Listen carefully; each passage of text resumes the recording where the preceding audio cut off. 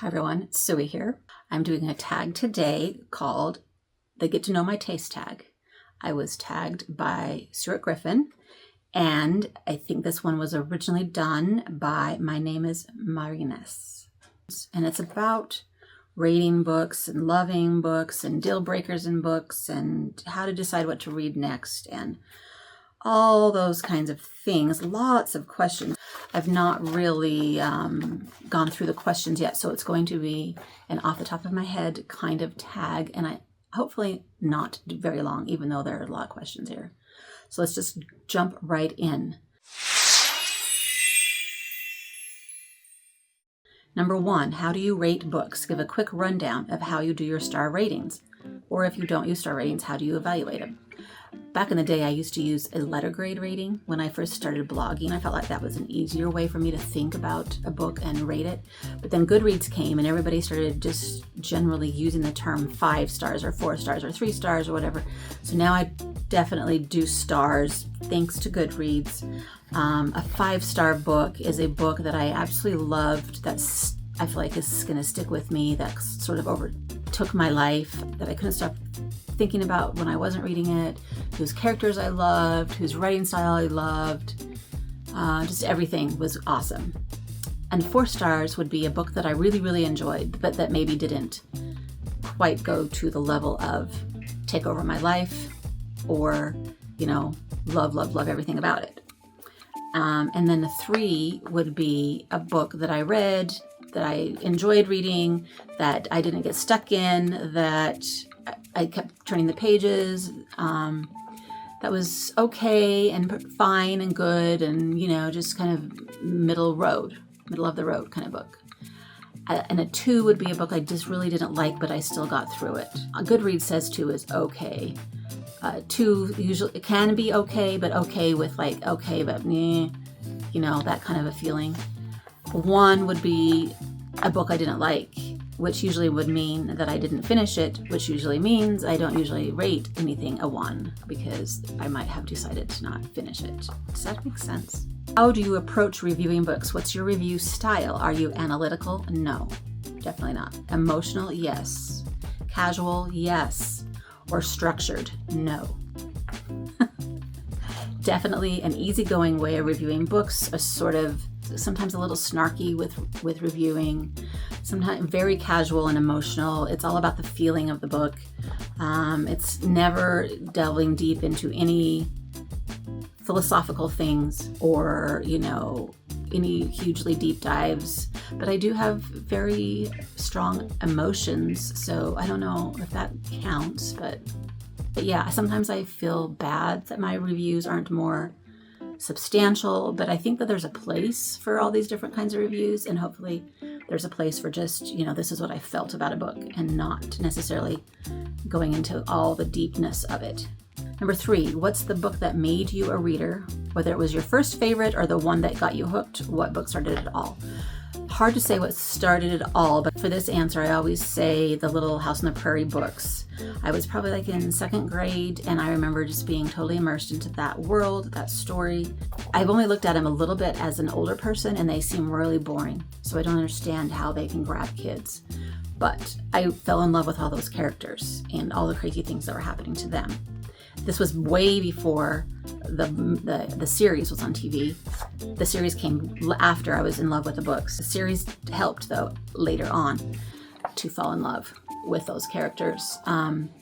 So that was probably one of the earliest ones. I remember also loving Nancy Drew books when I was probably around 3rd or 4th grade. And I just remember going to the library in elementary school and just being so excited to browse those shelves and pick out something. And I was so excited to always go home and read them. Beverly Cleary had a big influence. But if I was to say a particular book, I would probably stick with the Little House on the Prairie series. Number 4, do you have a genre niche? Are there certain genres you gravitate toward, or do you read widely across genres? I feel like I read widely across genres. I gravitate towards maybe literary fiction, anything with romance in it, but not necessarily the stereotypical romance book, but stuff with romance. Historical fiction I love, and YA contemporary fiction, and fantasy and sci-fi, of course, in both adult YA. I'm not necessarily huge towards horror or mystery or thrillers, but I will read them. Does that make sense? If speculative fiction is its own genre, I love that too. So, number 5, do you generally prefer character-driven or plot-driven stories? I've talked about this one many times. Character-driven for sure. Plots sometimes make my head spin. Sometimes I don't necessarily care so much about a plot. If it takes over the story, the characters have to be a huge part of the plot, if that makes sense. Characters all the way for me. What's a book you love so much that you don't care if others don't like it? What's that one book you love enough for everyone? So for me, this would be The Book Thief by Marcus Zusak. Pretty sure everyone likes it okay. I don't know. I think a lot of people might not enjoy Marcus Zusak's style, but I am absolutely huge fan of his style. And so I don't care if others don't like it. I will love it enough for all of you. Number 7, what's a book you love so much that if someone doesn't like it, you know your reading tastes don't align? The book or books where a difference of opinion is a strong indicator of different reading preferences. In book club, I have found that there's a lot of books I love that my book club fellow readers do not enjoy. Recently, Piranesi was one of those. Several people at book club thought that was a very, very boring book. And I was like, are we on a different planet here? That is definitely one that I feel like it will show reading tastes. If you thought that was a terrible, boring book, or if you thought that was an amazing book, it's very telling. I don't understand. That's one example. Another example might be The Kite Runner. I loved that book. People at book club hated on that book when we read it back in the day, and I was sitting there just going, what world am I in? Another recent example is Eleanor and Park by Rainbow Rowell. I guess there was a few people who loved that book. We were so divided on book club, but some people hated it. And I was just like, man, I love this book so much. I love these characters so much. I just don't get it. So that's another example where you know that your reading tastes are very, very different. Number 8, what's in your trash pocket? What books, tropes, or themes that you know are bad, but you love them anyway? So I don't know of any tropes or themes that are bad. I don't understand this bad thing. So I don't think I have a trash pocket. Maybe my trash pocket to you, viewers of this channel, is my love for YA, contemporary romance. Maybe that's in my trash pocket. I don't know. If you feel like that, then I want to have a discussion and say to you that is definitely not a trash, quote unquote, or bad or something genre. That is an awesome genre that you should like. We'll talk more about that in August when I'm pumping up YA books for August with Mariandrea. I have some things to say. You might think that might be in my trash pocket, but I don't think it is. And I don't think I have anything else really in my trash pocket. Do we consider romantasy a trash genre? People use the word smut. That's not my favorite anyway, so I guess I'm not latching on to that one, but some people might consider that one in somebody's trash pocket, I guess. I don't know. Number 9, do you have any deal breakers in books? Something that, if present, immediately turns you off from a book? Well, I get turned off by an overabundant use of certain swear words. It's not that I can't handle them if they're in a book, but an overabundant, unnecessary use of them I am very turned off by. And also, don't like torture in anything, movies or books.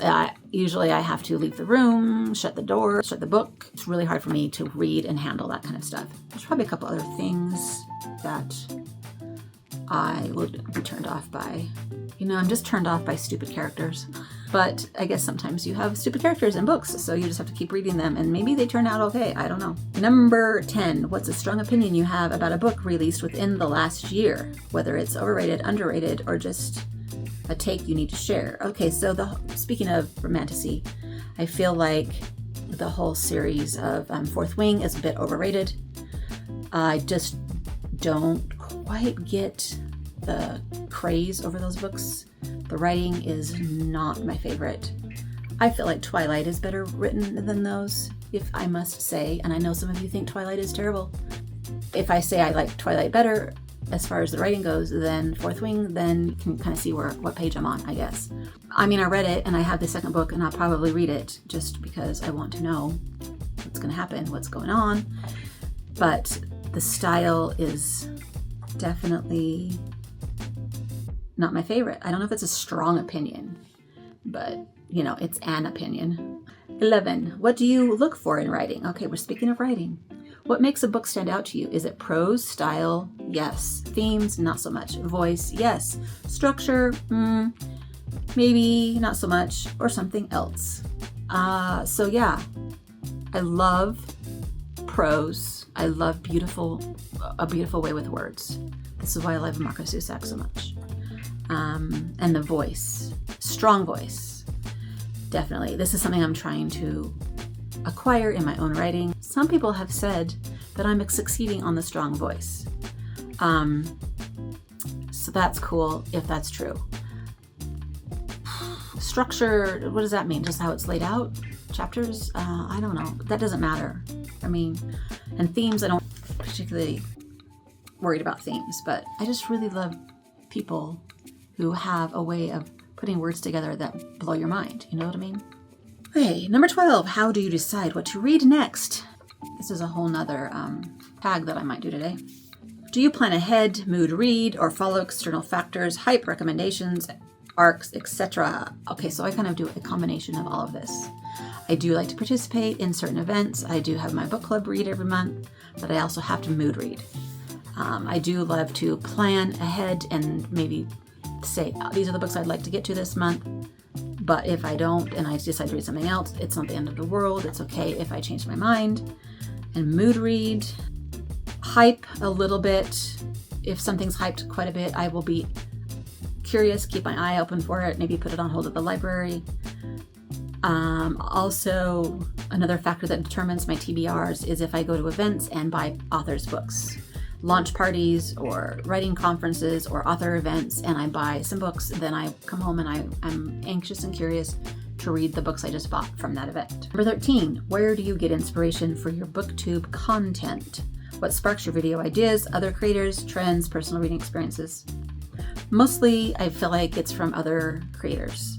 What you guys are talking about, I want to talk about too. Doing the tags, plus the books I'm reading are my content, or any strong opinions I might have about some particular thing, but I haven't done a let's discuss video for a long time. So I must not have been having any ideas on that topic, but other things. I just want to tell people about stuff I love. So like maybe the author features that I want to do that I haven't really succeeded on. I don't know. There's just so much you can do with BookTube content, and I kind of feel like I failed at most of it. Mostly inspired by what everyone else is doing and just trying to keep up with you all. 14. If you could make any book go viral right now, what would it be? A book you think deserves more attention, and why? I have no idea. What book do I want to go viral right now? I don't think I've read anything that is sort of underrated lately that I think people need to go crazy with. Most of the things I've been really enjoying lately are already pretty popular, so I have to think about that one. Maybe come back to me on that one. 15. Who are some booktubers with reading tastes similar to yours? I feel like all the people that I interact with have similar reading tastes. I know Maria Andrea and Stuart Griffin enjoy YA. Ellen enjoys literary fiction, along with like Melinda. Historical fiction, I think Melinda likes that too.